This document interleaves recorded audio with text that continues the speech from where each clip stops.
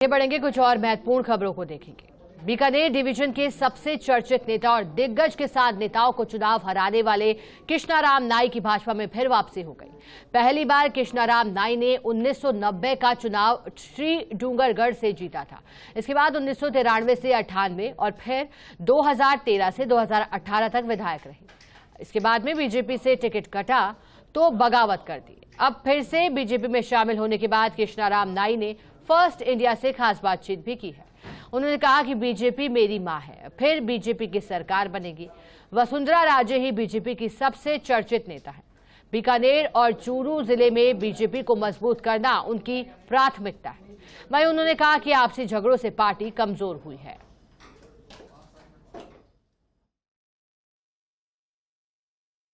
लंबे समय तक भारतीय जनता पार्टी इसके विधायक रहे, श्री डूंगरगढ़ से बीजेपी की पहचान रहे, कई बार विधायक बने और अपनी अलग अंदाज, अपनी अलग शैली के लिए हमेशा राजस्थान की राजनीति में जाने गए। कृष्णाराम नाई ने आज फिर से अपनी मूल पार्टी भारतीय जनता पार्टी की सदस्यता ग्रहण की है, फिर से वो शामिल हुए हैं। बीच में अलगाव का दौर था, अदावत का दौर था। कृष्णाराम जी क्या कहेंगे, फिर से आप भारतीय जनता पार्टी में आ गए? हाँ बिल्कुल, भारतीय जनता पार्टी ने ज्वाइन कर दी। भारतीय जनता पार्टी मेरी माँ है, इसलिए आज दोबारा ज्वाइन कर ली। क्या अब लक्ष्य रहेगा आपका, क्या उद्देश्य रहेगा? अब लक्ष्य रहेगा, यदि पार्टी टिकट देगी तो पानी और बिजली हमारे क्षेत्र में बहुत कमी है, उसकी पूर्ति करेंगे और जो भी विकास का काम अच्छे से अच्छा होगा वो विकास का काम करेंगे। हम उसी कृष्णाराम नाई से बात कर रहे हैं जिन्होंने कुंभाराम जी को चुनाव हराया, दौलत राम जी को चुनाव हराया, मंगलाराम जी को चुनाव हराया। वही कृष्णाराम नाई आज फिर बीजेपी में लौटा है। उम्र का अलग पड़ाव है, उम्र आपका बीत रही है, ज़्यादा हो रही है, उसके बावजूद क्या पार्टी टिकट देगी, चुनाव लड़ेंगे? टिकट देंगे नहीं तो हमारा पोता लड़ेगा, नहीं तो मैं लड़ूंगा। टिकट देगी तो मैं लड़ूंगा, लेकिन मैंने नहीं हराया कुंभाराम जी को और दौलत राम जी को, हमारी जनता और कार्यकर्ता ने हराया है। मेरी ताकत नहीं थी, उनकी ताकत है और उन्हीं को मैं एमएलए मानता हूँ, कार्यकर्ता मानता हूँ।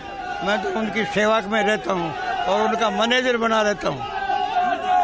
कृष्णाराम जी, एक अलग आपका अंदाज है, अलग पहचान है, अलग काम करने की स्टाइल रही, लेकिन जो भारतीय जनता पार्टी बीकानेर के अंदर भी आपस की गुटबाजी पूरे जिले में नजर आती है, चाहे अर्जुन मेघवाल जी का खेमा हो, चाहे देवी सिंह भाटी का खेमा हो, तो क्या लगता है कि पूरे बीकानेर में अब बीजेपी की स्थिति क्या रहने वाली? देखिए, मैं बताता हूँ कि पहले हम चूरू जिले में थे, अब हम बीकानेर जिले में हैं। तो मैं 2 बार भारतीय जनता पार्टी का जिला अध्यक्ष रहा और पार्टी नहीं बनी थी, हमको रात और दिन मेहनत करनी पड़ी और पूरा का पूरा कंट्रोल रहा। उसके बाद बीकानेर मर्ज हो गई हमारी तहसील। बीकानेर के 2 दफ़ा करोड़पति और अच्छे कार्यकर्ता के साथ मैंने फाइट की और जीता खूब 2 बार, और 2 बार में ऐसी स्थिति बना दी कि बिल्कुल कार्यकर्ताओं में कंट्रोल था और कार्यकर्ता में मेरा बहुत प्यार था, इसलिए कोई किसी तरह की फूट नहीं थी।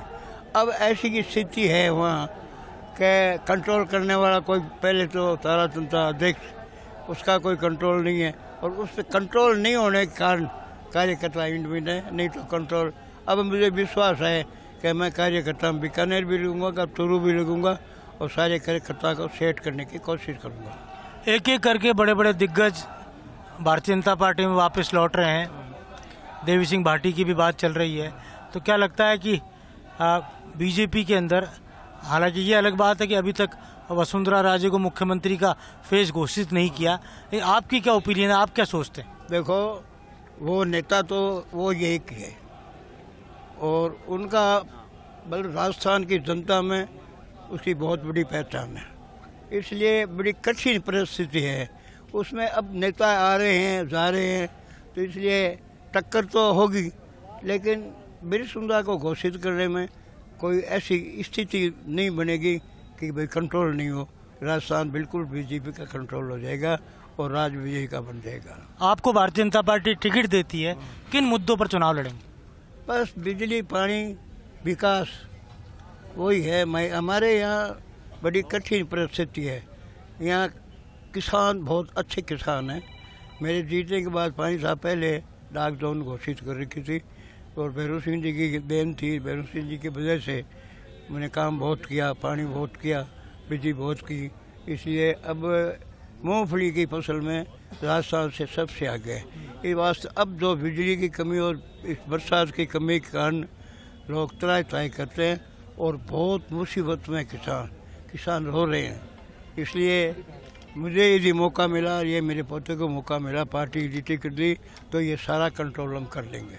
श्री डूंगरगढ़ का चुनाव ट्रायंगुलर होता है, कम्युनिस्ट भी वहाँ पर हावी रहते हैं, तो उस ट्रायंगुलर चुनाव के अंदर बीजेपी को कहाँ देखते हैं आप? देखिए, अभी तक न तो वहाँ कांग्रेस का कोई न कोई कॉमरेड का जोर है। लोग बिल्कुल कहते हैं कि हमारा कोई धनी बनो रे धनी बनो। लोग आते जाते हैं, सैकड़ों लोग आते जाते हैं, तो वही कहता है कि हमारा धनी बनो, हम दुख पा रहे हैं। इसलिए पार्टी मौका देगी तो चुनाव लड़ेंगे और कार्यकर्ता और जनता सब हमारे साथ है। बहुत बहुत धन्यवाद आपका। और कृष्णाराम नाई जी से हमारी बातचीत हुई और एक कहा जा सकता है पूरे बीकानेर डिवीज़न की और बीजेपी की प्रदेश की राजनीति का एक अलग चेहरा वो रहे। अरसे बाद फिर लौटे हैं, एक नई राजनीति सुगबुगाहट पूरे बीकानेर डिवीज़न और ज़िले और ख़ास तौर से चूरू और बीकानेर ज़िले में विशेष तौर पर नज़र आने वाली है। कैमरा जर्नलिस्ट तीरथ के साथ योगेश शर्मा, फर्स्ट इंडिया, जयपुर।